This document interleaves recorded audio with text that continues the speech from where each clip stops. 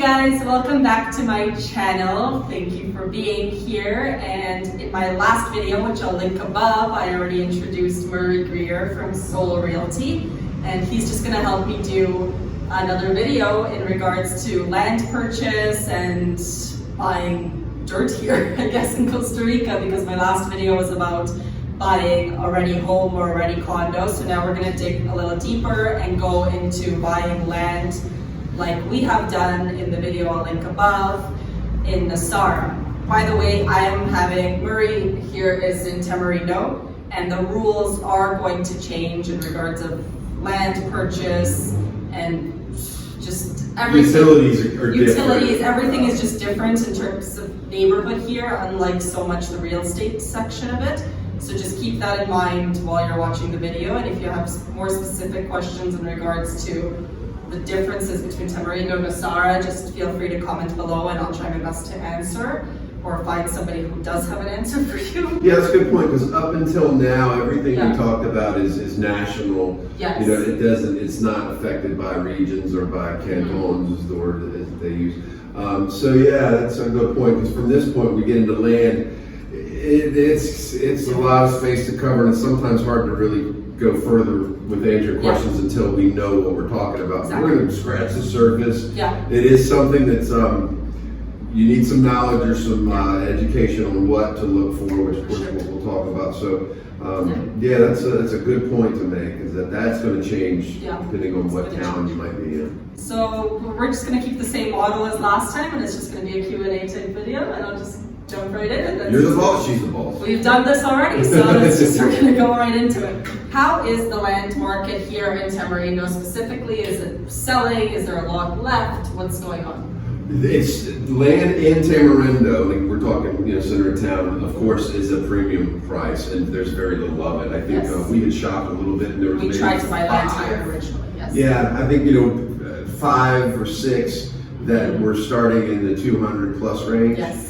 And that was a year ago, maybe, and there's some of those have gone. For sure. So in a town where you're going to be able to maybe have a business that earns money, or a town where you're going to be able to host and lodge renters, that's going to be a premium price, and a whole different animal than buying 10 miles out of town.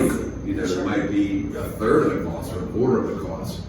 So it's hard to tell people what to expect, other than there's maybe 8 or 9 towns that are producing. Yeah, epicenters of tourism, or the city where you're going to have volume that justifies it being a premium property. If you get out into the mountains, there's no telling how much you can get if you want to be a farmer, or have livestock, or if you want to have a yoga retreat of some sort. There's some great ones out there I'd be happy to tell you about. A person's objective and what they're looking for is going to determine a lot of what you need to watch out for. When we were looking to buy land, the first thing Murray told us is you have to make sure there's a water letter and make sure there's electricity that's able to be connected to your land. And this is for Tamarindo again specifically. So in terms of water letter, what does that mean? Well, a piece of property should have what's called a carta de agua, which in Spanish means water letter. And what that does is it confirms that this property is allowed X amount of liters of water per second that can maintain X amount of, say, residents or family units. So if you're building a hotel, you might have to have enough water that is certified by this letter. The letter is something that anybody buying unimproved land or a lot needs to have, and it needs to be valid. I won't let a buyer purchase property without one, because you can't get a water meter put in the ground without the water letter.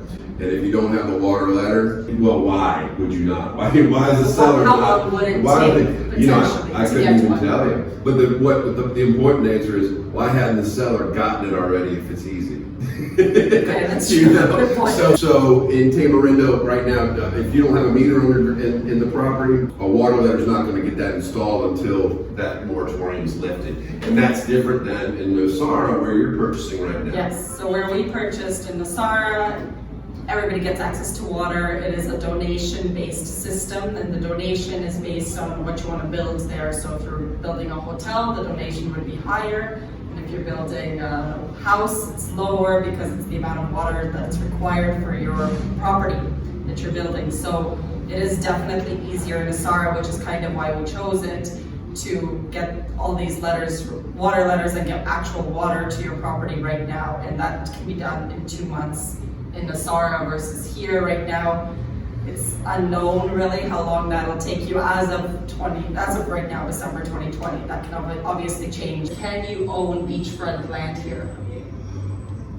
Yes, you certainly can. It may not have an individually deeded title. Beachfront land is a concession-held land, which is kind of like a lease-held land in North America.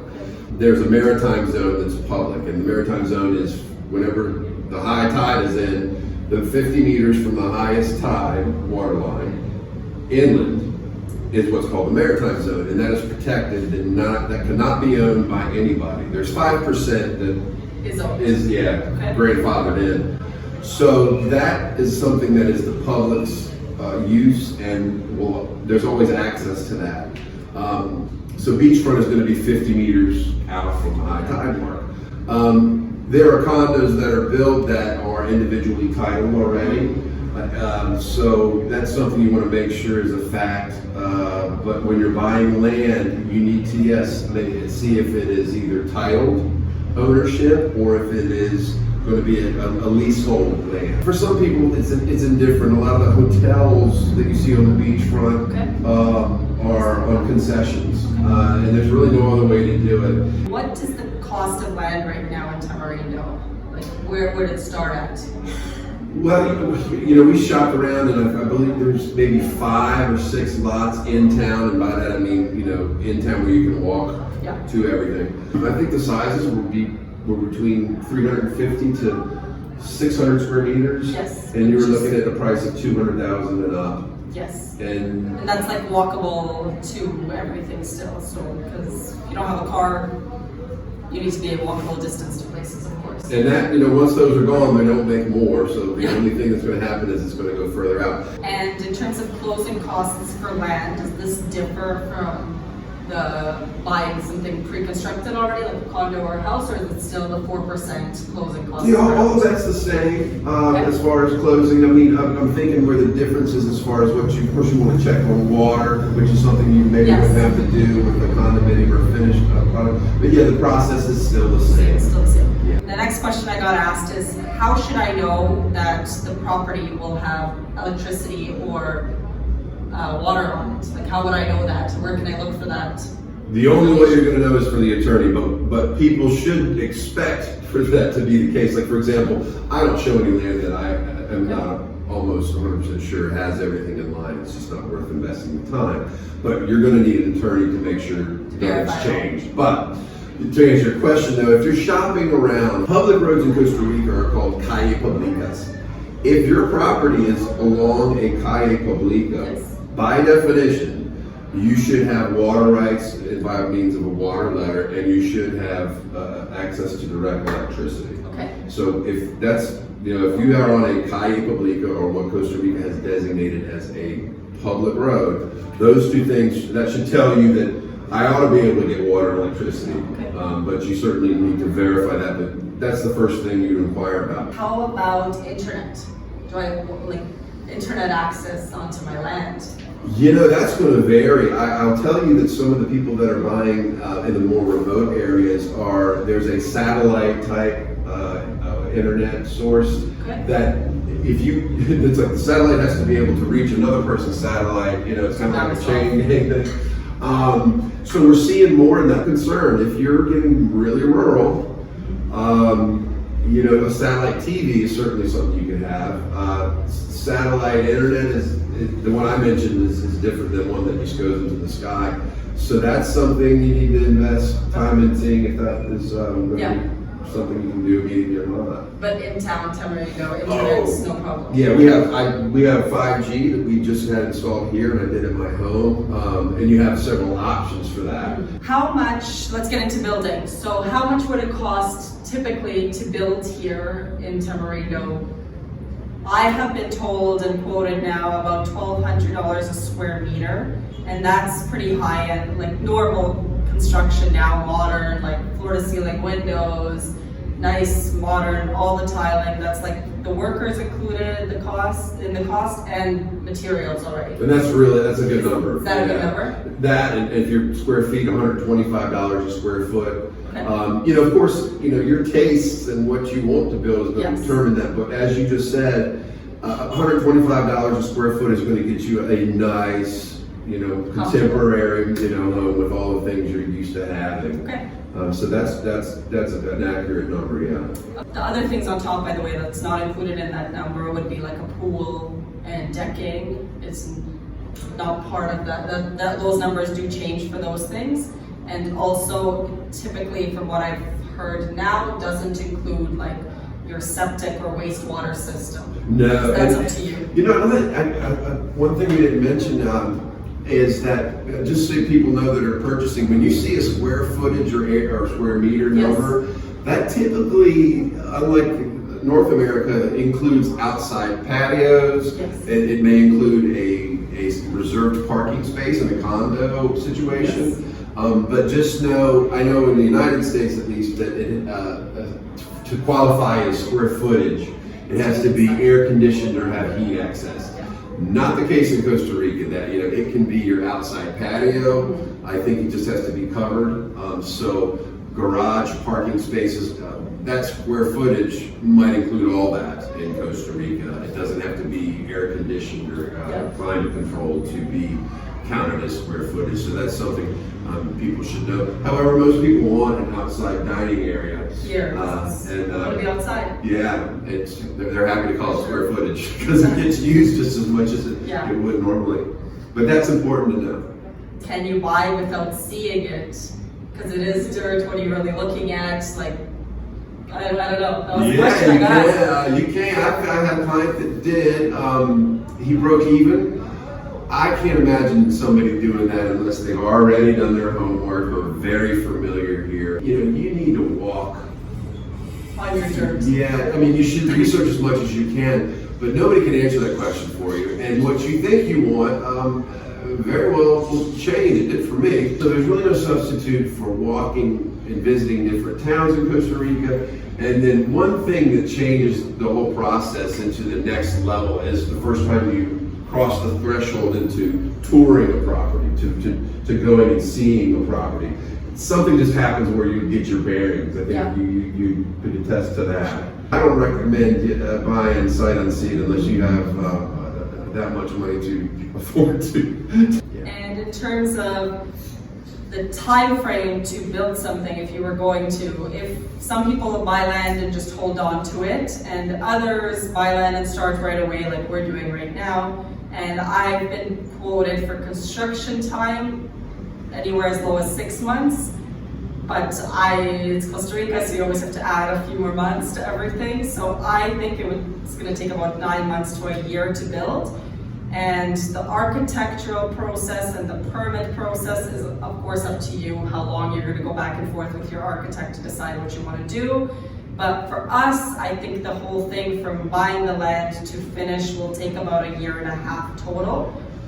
But that varies for everybody, so obviously don't take my word for it, because you might know exactly what you want to build, or you might not know anything what you want to build, and once you start working with the architect, that stuff might change. And again, the permit process for every town and region here is different, which you can attest to. But that's kind of the time frame. Once you have your permits all completed and all of that in the way, the time from breaking ground to being able to move in is should be 9 months, maybe a year at the most. 6 months is kind of pushing it. What's nice to know is that there are several builders to choose from that have the same standards that most of the buyers in North America, Europe are used to. Not just one or two guys. There's several that we recommend that have buildings that they can show you as their work being done. So that isn't something that is going to be hard to find. There are now several capable people to do that. And after that, it's up to you. But that's right. 9 months once you've got all your permits in place. That's the questionable figure, is how long will the permits take? That's the one thing you're not in control of. So it's just like a waiting game, pretty much. Yeah, I mean, sometimes a lot may come with a permit that's valid and can be used. We've seen that. So you can buy land here with a validated permit already if you agree to build what the previous owner had already designed. Oh, last thing, sorry, forgot to mention. The soil report. So you can't just, every piece of land here is different. So some soil is not actually, you can't build on some pieces of soil because it's just too soft or too hard. So a soil report is like one of the most important things other than water and electricity when you buy land. And that could be where that year is a little bit longer. Because you might have to dig up all the soil and put new soil on and let it sit and wait so you can start building on it. So that was something really important. Very important. With a piece of land specifically we were looking at last year in Tamarindo, had an awful soil report. So that's why we were also trying to bully down the offer that we were trying to make. And that's exactly a very good point. And then if you're buying land too, typically it's going to have a survey that's in the registry that shows the boundary lines of it. Well, if you're going to buy property, I've suggested, and I think anybody should get their own engineer out there to survey the property to make sure that the boundary lines are correct. Correct, yes. Because they usually are a little bit different. So not only a survey that we got done, but we also got done a topography report and a tree map. Because the trees here, you cannot cut down all the trees. You need permits for some trees depending on the diameter of it. So if you're buying a piece of land with really large trees on it, you're probably going to have to build around those trees because depending on the diameter, I'm not sure the exact one, you cannot cut them down even with a permit. Depending on, it's hardwood trees, and that's a good point as well, because they made the rule that protects about 10 different species of hardwoods just maybe 10 years ago. And yeah, if you cut one of those down, I don't know, it's pretty bad. Yes. So yeah, you need to know what trees are there. It has a lot to do with the value as well, because these trees are hardwood trees. They're endangered. You couldn't plant one and see it where it's going to be in full maturity in your lifetime. So yeah, you got to know before you set a bulldozer in there to what you can and can't cut down. That's a good point. So these are all things that might be done or might not be done when you're looking at a lot. So that's going to determine in that time frame prior to breaking ground. For sure. So we got that actually done in the due diligence section before we even closed on the land. We got a topography report to make sure the level of it we were actually able to build on, and that the soil was buildable and that the trees were cuttable, and that all of this was passed before we even closed on it. So that was one of the main things we did. That's the takeaway is that, do you see the difference between buying a lot like you're doing and just there's a guy selling a lot, let me just pay him because there's water and he's got lots of due diligence with buying land, and so you have to make sure you dug around for information and you're buying with the proper person, for sure. And those are the same things we're used to typically in the United States. It's just that you want to make sure they're done or do them yourself, and how to do that, I guess, is the thing that people need to know. And the other thing, in terms of when you start construction, there is different construction rules with different areas. Tamarindo and Asara have very different construction rules in terms of where you're allowed to put windows, how high can you build. Height restrictions has been something that changed twice in my 15 years here. So all of these things are separate, and you want to kind of go in knowing what you're going to build on the land to know if you're going to be allowed to build it before you put your offer in and before you close on the land. So that should be in your due diligence. So you can do it on your own, or you can let the seller pay me to do it for you. Exactly. Essentially. But you guys are great, because what you're doing, as far as I can tell, is exactly spot on. So the advice that you're hearing from Katarina here is very good, and I'm happy that you invited me to answer some of these questions for you. Thank you for answering and helping me, because a lot of you have been messaging me asking these questions, and I'm not super qualified to answer them. I only know what I've learned in my experiences now, and so I'm happy you're here to answer the rest of it. And again, I'm going to link all the information down below, how you can contact me if you don't feel so comfortable reaching out to him directly, or you can contact Murray directly, which I'll put his email below. I'll put the website, which is www.soulrealty.com, but I'll link all of that, and you can reach out to him anytime, right? I'm never not working. Thank you. My pleasure. Thank you for watching.